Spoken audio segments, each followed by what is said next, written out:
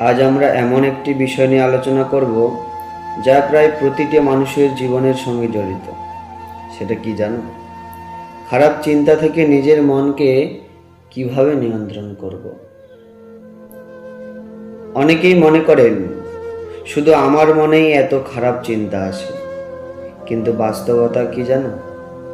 এই পৃথিবীতে এমন মানুষ খুব কমই আছে যাদের মনে কখনো নেতিবাচক চিন্তা আসে না। পার্থক্য শুধু এই যে কেউ সেই চিন্তার দাস হয়ে যায় আর কেউ সেই চিন্তাকে জয় করতে শেখে। শাস্ত্রে মনকে অত্যন্ত শক্তিশালী বলা হয়েছে। মন যদি নিয়ন্ত্রণে থাকে তাহলে সে আমাদের সবচেয়ে বড় বন্ধু, আর যদি নিয়ন্ত্রণের বাইরে চলে যায় তাহলে সে আমাদের সবচেয়ে বড় শত্রু। ভাগবত গীতা একটা কথা বলছে জানো, মানুষ নিজের মনকে উন্নতির পথে নিয়ে যেতে পারে, আবার নিজেই নিজের মনকে অধঃপতনের দিকে নিয়ে যেতে পারে। প্রশ্ন হলো, আমাদের মনের মধ্যে খারাপ চিন্তা ভাবনাগুলো আসে কেন? তার প্রথম কারণ হলো আমাদের অতীতের অভ্যাস।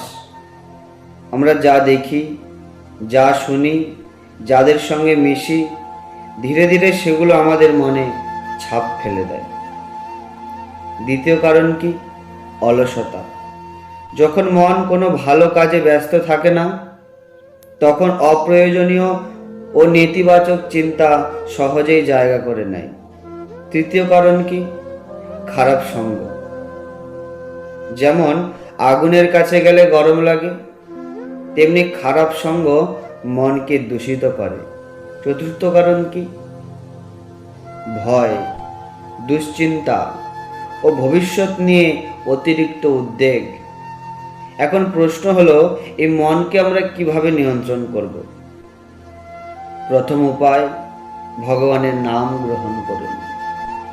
নামের মধ্যে একটা বড় শক্তি লুকিয়ে রয়েছে, যা আমাদের মনকে সঙ্গে সঙ্গে শান্ত করে দিতে পারে।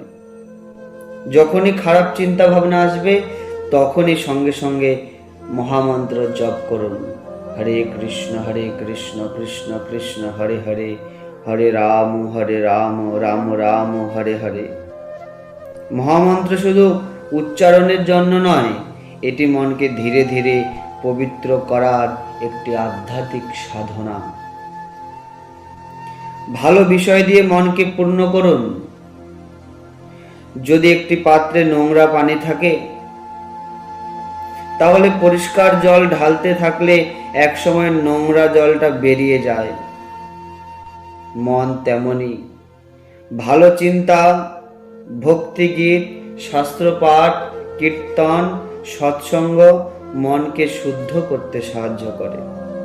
খারাপ চিন্তার সঙ্গে যুদ্ধ করবেন না। অনেক সময় আমরা বলি এই চিন্তা আসবে না, কিন্তু তাতে চিন্তাটি আরো জোরে ফিরে আসে। বরং নিজেকে বলুন, এই চিন্তা এসেছে, কিন্তু আমি এই চিন্তা নই, আমি এটিকে অনুসরণ করব না। তারপর ধীরে ধীরে মনকে নাম জপ বা অন্য কোনো ভালো কাজে ফিরিয়ে আনুন। চতুর্থ উপায় কি?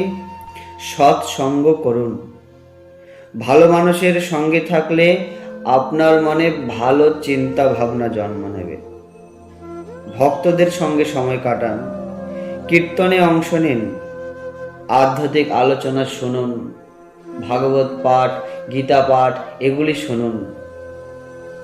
এগুলো আমাদের মনে খারাপ চিন্তা ভাবনা আশা থেকে অনেক দূরে নিয়ে যাবে। পঞ্চম উপায় কি? শরীরের যত্ন নিন। পর্যাপ্ত ঘুম, নিয়মিত হাঁটা, পরিমিত আহার করা, নিয়মিত জীবনযাপন মনকে স্থির রাখতে সাহায্য করে। আপনার জীবনযাপন চলাফেরা যদি অন্যরকম হয়, তাহলে আপনার মনের উপর থেকে আপনার নিয়ন্ত্রণ দিন দিন হারিয়ে যেতে থাকবে। একটা ছোট গল্প বলি, শুনুন। একজন যুবক একজন সাধুর কাছে গিয়ে বলল, গুরুজি, আমার মনে সবসময় খারাপ চিন্তা আসে, আমি কি করব? সাধু দুটি নেকড়ের গল্প বললেন। তিনি বললেন, প্রত্যেক মানুষের মনের মধ্যে দুইটা নেকড়ে আছে। একটা ভালো, যার মধ্যে ভালোবাসা, দয়া, ভক্তি ও শান্তি আছে। আরেকটা খারাপ, যার মধ্যে রাগ, লোভ, অহংকার আর হিংসা আছে। তখন যুবক জিজ্ঞাসা করল, শেষে কোন নেকড়েটি যেতে? সাধু হেসে বললেন, যেটিকে তুমি প্রতিদিন বেশি বেশি খাবার দাও। আমাদের জীবনও ঠিক এমনই।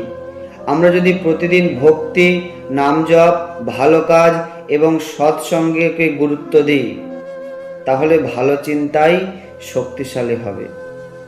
মনে রাখবেন, খারাপ চিন্তা আসা পাপ নয়, কিন্তু সেই চিন্তাকে কাজে পরিণত করা বিপজ্জনক হতে পারে। তাই হতাশ হবেন না, প্রতিদিন একটু একটু করে নিজের মনকে ভালোর দিকে নিয়ে যান, ভালোর দিকে পরিচালিত করুন। আজ থেকে একটা সংকল্প নিন, প্রতিদিন কিছু সময় নাম জপ করব, প্রতিদিন অন্তত একটি ভালো ধর্মীয় আলোচনা শুনব, প্রতিদিন অন্তত একটি ভালো কাজ করব এবং প্রতিদিন ভগবানের কাছে প্রার্থনা করব। হে কৃষ্ণ, আমার মন খুব চঞ্চল, আমি বারবার ভুল পথে চলে যাই। আপনি আমাকে শক্তি দিন, যেন আমি আমার খারাপ চিন্তা ভাবনাগুলোকে জয় করতে পারি এবং ভক্তি পথে স্থির থাকতে পারি। আমার হৃদয়কে পবিত্র করুন এবং আমাকে আপনার সেবক হিসেবে গ্রহণ করুন। আজকে এই পর্যন্ত। আপনাদের সকলের জীবনে ভগবানের কৃপা বর্ষিত হোক। সকলকে জানাই আন্তরিক প্রণাম, ভালোবাসা। হরে কৃষ্ণ।